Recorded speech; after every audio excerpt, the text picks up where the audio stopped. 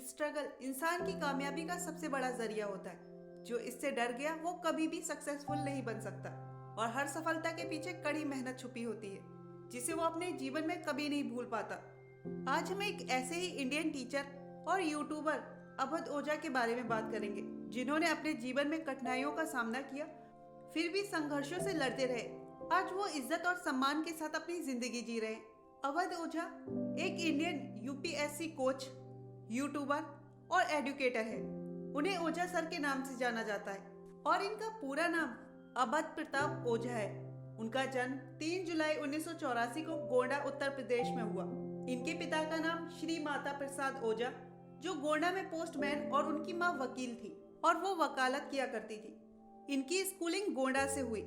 School के समय में वो बेहद शरारती थे जिसकी वजह से प्रिंसिपल काफी परेशान रहते थे और अक्सर उनके स्कूल से शिकायत आया करती थी। उनके पिता तो उनसे कुछ नहीं कहते थे पर माँ के पास जब ये शिकायत जाती तो उनकी पिटाई होती थी। इन्होंने 10th से आगे की पढ़ाई फातिमा इंटर कॉलेज और ग्रेजुएशन भी गोंडा से की। बचपन से ही उनका एक सपना था कि मैं जिंदगी में एक IAS ऑफिसर बनूं। उनके माँ बाप ने सपने को साकार करने के लिए पूरा सहयोग दिया लेकिन उनके पास इतने पैसे नहीं थे कि वो अपने बेटे को यूपीएससी की कोचिंग करा सके। लेकिन फिर भी उनके माँ बाप ने कभी हार नहीं मानी और उन्होंने जमीन बेचकर ओझा सर को और उनकी बहन को यूपीएससी के लिए दिल्ली भेजा। उन्होंने दिल्ली में लगभग 7 महीनों तक यूपीएससी की तैयारी की जिसमें उन्होंने जी तोड़ मेहनत की और वो यूपीएससी के लगभग सभी पेपर क्वालिफाई कर गए।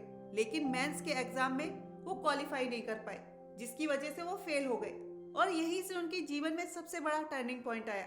जिस वक्त उनको कुछ समझ नहीं आ रहा था कि मैं क्या करूं, उसी वक्त उनके एक दोस्त का फोन आया जो इलाहाबाद में कोचिंग इंस्टीट्यूट चलाते थे। उन्होंने कहा तुम अपना कोचिंग सेंटर खोल लो या फिर मेरे कोचिंग सेंटर को ज्वाइन कर लो। तभी अवध ओझा ने इलाहाबाद कोचिंग सेंटर ज्वाइन किया।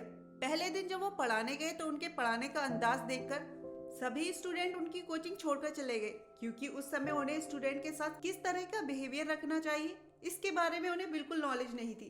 फिर उन्होंने धीरे धीरे अपने पढ़ाने के तरीके में चेंज किया और स्टूडेंट्स के बिहेवियर को समझकर ठीक उसी तरह अवध ओझा सर अपने लक्ष्य की ओर बढ़ते रहे और आज एक सक्सेसफुल एडुकेटर के रूप में स्टूडेंट के दिलों में बसे हुए हैं।